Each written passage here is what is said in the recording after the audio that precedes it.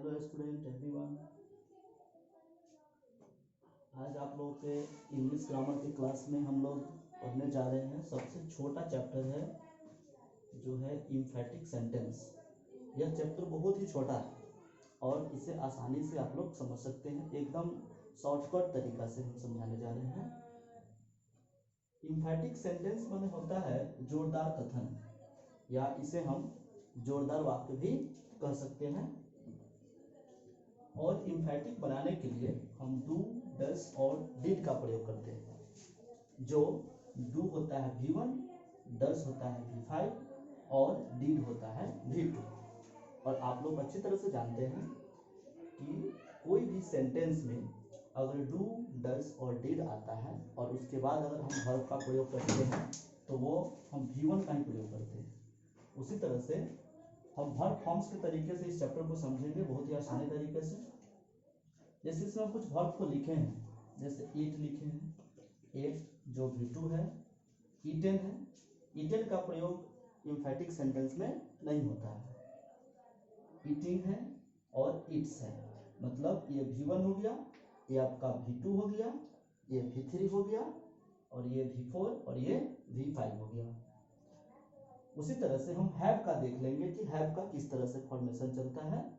जैसे हैव हो गया V1, हैड हो गया V2 और हैड V3, हैविंग V4 और हैज V5। अब इस चैप्टर को बनाने के लिए हम लोग देखते हैं कि नॉन एम्फैटिक में क्वेश्चन आता है और एम्फैटिक में इसका हम आंसर बनाते हैं।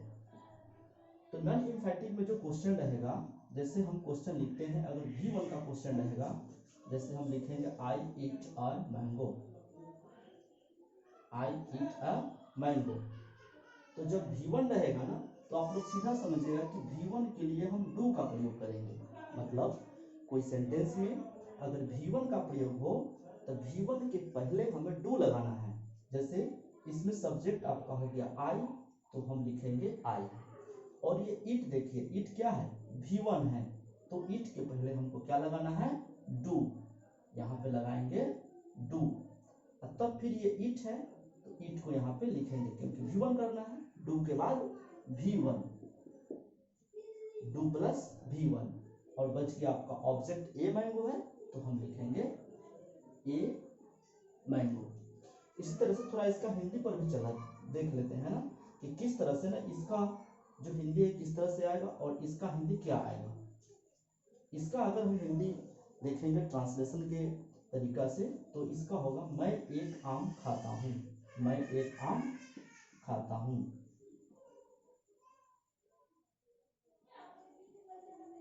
मैं एक आम खाता हूँ। लेकिन हम बना रहे एम्फैटिक, मतलब जोरदार कथन। मतलब इस सेंटेंस पे ना हम जोरदार करके बनाएंगे, मतलब इस सेंटेंस को हम पूरा प्रेशर करके बनाएंगे कि इस सेंटेंस में कुछ खासियत हो। तो इस सेंटेंस पे जब प्रेशर करके बनाएंगे तो इस सेंटेंस का हिंदी हो जाता है मैं एक आम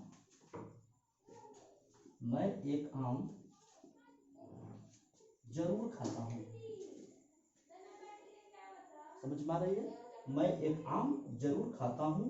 या इसका दूसरा तरीका हो सकता है मैं एक आम अवश्य खाता हूँ। और इसका तीसरा तरीका भी देख लीजिए, मैं एक आम खाता ही तो हूँ। देख लीजिए, इसका 3 हो गया और तीनों जो सेंटेंस है इन हिंदी तीनों है एम्फैटिक सेंटेंस, मतलब जोरदार कथन है। उसी तरह से ये आपका रूल नंबर 1 हो गया। अब रूल नंबर 2 की बात करेंगे।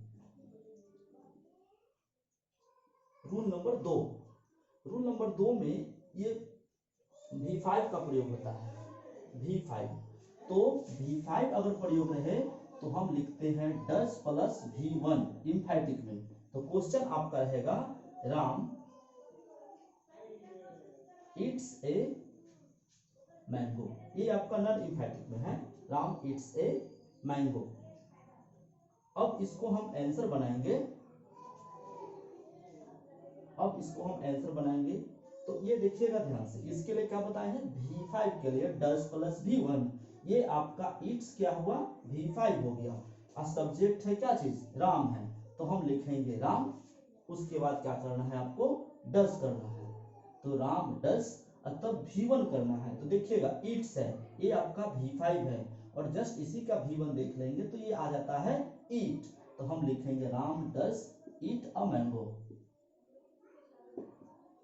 ये इम्फैटिक सेंटेंस बन गया।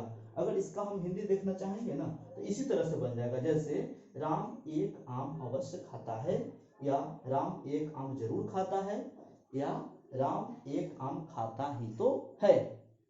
अगला नियम है दोस्तों रूल नंबर 3 का, ये आपका V2 पे डिपेंड करेगा। ये V2 पे नॉन इम्फैटिक का जो क्वेश्चन होगा, ये क्वेश्चन रहेगा राम, और ईट की जगह लिखेंगे एट, जो क्या कहलाता है, V2 कहलाता है।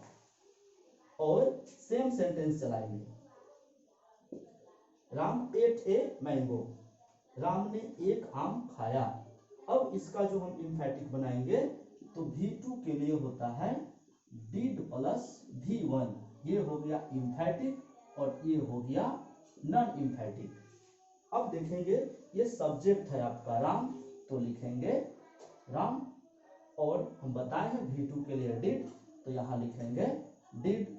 और एट है, एट V2, हमको करना है डिड प्लस V1, इसका V1 क्या आ रहा है, ईट आ रहा है, तो हम लिखेंगे ईट। और जो बच गया ए मैंगो, तो लिखेंगे ए मैंगो। इसका भी हिंदी जस्ट इसी तरह से चलेगा, जैसे राम ने एक आम अवश्य खाया, राम ने एक आम अवश्य खाया, या राम ने एक आम जरूर खाया। इस तरह से सेंटेंस आपका बनेगा। ये आपका 3 रूल हुआ। अब अगला जो रूल होगा वो नेक्स्ट वीडियो में मिलेगा आप लोगों को। तब तक के लिए धन्यवाद। देखते रहिए हमारा यूट्यूब चैनल।